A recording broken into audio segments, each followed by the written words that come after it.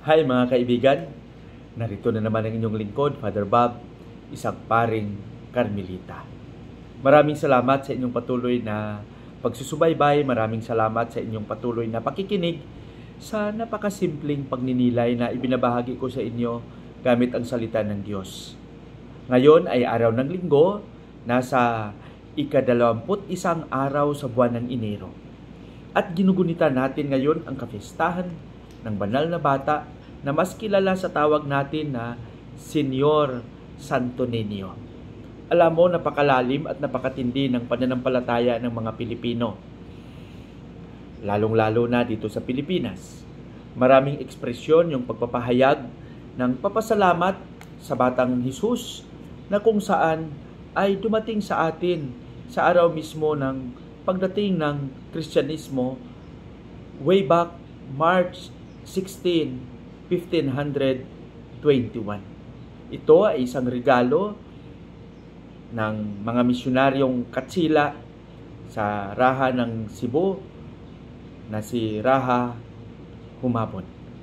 At ito yung unang exposure ng mga Pilipino sa larawan ni Jesus sa pamamagitan ng maliit na batang ito, ang banal na bata, Santo Niño. Ang Santo Niño ay kilalang kilala sa buong Pilipinas. Kung sa Cebu mayroong sinulog, sa Iloilo mayroong dinagyang, sa Antique mayroong binirayan festival, sa Kalibo mayroong ati-atihan, sa Cadiz mayroong dagsa, maraming mga ekspresyon. At lahat ng ito ay ekspresyon ng tuwa, ekspresyon ng pasasalamat, ekspresyon ng kagalakan sa hari na walang iba kundi si Senyor Santo Niño, ang Batang Hesus. Mga kaibigan, sa ating pagninilay sa araw na ito sa kapistahan ng banal na bata, ang ating pagninilay, ang Ebanghelyo ay babahagi sa atin ni San Marcos, Kapitulo 10, versikulo 13 hanggang 16. Napansin natin sa ating sa ating Ebanghelyo sa araw na ito na maraming tao ang nagdala ng bata kay Jesus upang hipuin, upang hawakan. At alam nyo naman sa kultura ng mga Hudeo, hindi pwede yung mga bata na lumapit sa mga nakakatanda, lalong-lalo na kung may mga pinag-uusapan. Sinaway ito ng mga alagad, ngunit nang mapansin ni Jesus, nilapitan niya at sabi niya, hayaan niyo yung mga batang lumapit sa akin. Ang hindi maging tulad ng isang bata ay hindi makapasok sa paghahari ng Diyos. Bakit ganun ang gustong ipaabot ni Jesus? Siguro para sa atin, kung titingnan natin ng mabuti, ang katangian ng isang bata. Ang isang bata ay napaka-simple lang ng mga pangangailangan. They are dependent sa mga nakakatanda. Nagsasabi ng totoo. Hindi nagtatanim ng galit. Mababaw ang kaligayahan. No? Naalala ko noon, palagi ko itong kinikwento. Nung nagkaroon kami ng community extension program, inserted community, nakatira kami along the Reles sa may Purisa, malapit sa Purisa Station, Aurora Boulevard. Almost 1 year din kami doon sa release ng train. No? Pag dumaan yung train, napakaingay. The area is Islam area, na squatter area. Yung mga bahay ay dikit-dikit, maingay.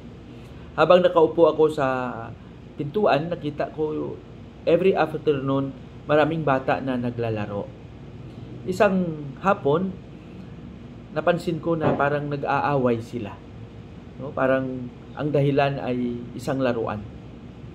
Alam mo, yung isang bata galit na galit, no? Nagsisigaw, pinabato, no? At talagang nag-aaway sila.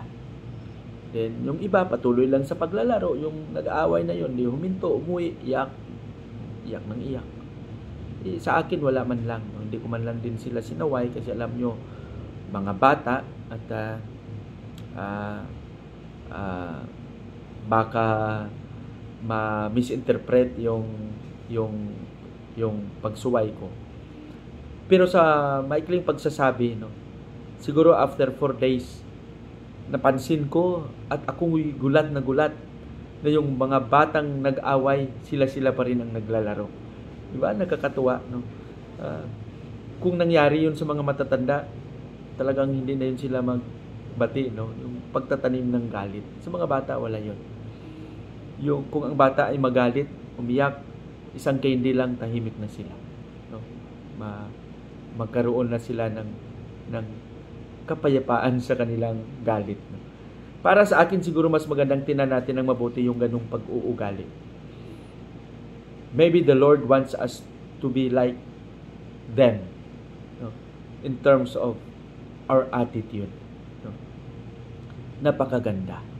At pagsikapan natin na magkaroon tayo ng mga pag-uugaling ganon. No? Na we have to be honest. Hindi tayo magtanim ng galit.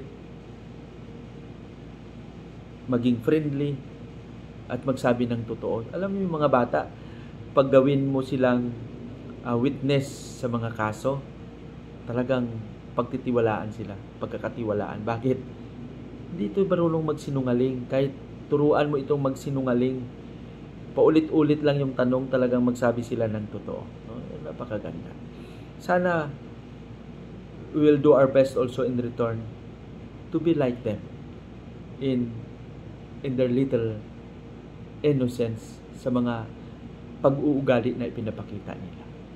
Pagpalain nawa tayo ng Panginoon. Sa ating panalangin, Panginoong Hesus, turuan mo kaming maging kagaya ng isang bata na maging tapat palagi, maging buo ang pag-aalay ng sarili, pagtupad ng tungkulin, at pagpapahayag ng iyong paghahari. Amen.